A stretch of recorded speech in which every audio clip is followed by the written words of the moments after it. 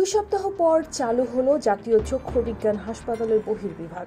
এ যেন সহিংস বিরতির পর নতুন আশার আলো। 12 জুন সকালে হাসপাতালের বহির্বিভাগ থেকে রোগীদের টিকিট দেওয়া শুরু হয়।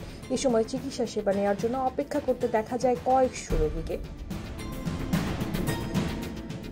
জুলাই অভ্যুত্থানে আহতদের সঙ্গে চিকিৎসক ও কর্মচারীদের সংঘর্ষের জেরে 28 মে বন্ধ হয়ে যায় জাতীয় চক্ষু বিজ্ঞান হাসপাতালের সব ধরনের চিকিৎসা সেবা। ফলে ভর্তি রোগীদেরও চলে যেতে হয়, স্থবির হয়ে পড়ে কার্যক্রম।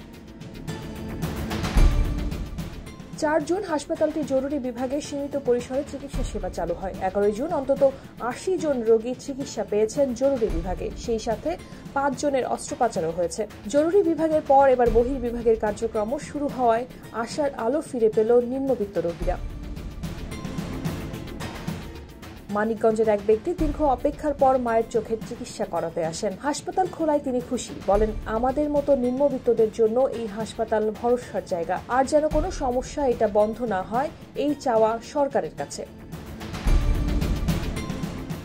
বরিশাল থেকে আসা এক নারী জানান, ছেলের কিছু জরুরি চোখের পরীক্ষা করানো সম্ভব হয়নি, কারণ অন্যান্য বিভাগ এখনো বন্ধ। তবে শুনেছেন 14 জুন থেকে সব সেবা চালু হবে, তাই সেদিন পর্যন্ত অপেক্ষা করতে হবে তাকে। হাসপাতালের ভারপ্রাপ্ত পরিচালক জানান, 14 জুন থেকে ধাপে ধাপে সব সেবা পুরোদমে চালু করার পরিকল্পনা রয়েছে। তবে পরিস্থিতি এখনো পুরোপুরি স্বাভাবিক নয়। ঈদের আগে হাসপাতালে ভর্তি থাকা জুলাই অভ্যুত্থানে আহত ব্যক্তিদের বিষয়ে দুশ্চিন্তায় রয়েছেন কর্তৃপক্ষ। তারা ছাড়পত্র না নিয়েই চলে গেছেন। আবার ফিরলে পরিস্থিতি কি হবে তা নিয়ে উদ্বিগ্ন প্রশাসন।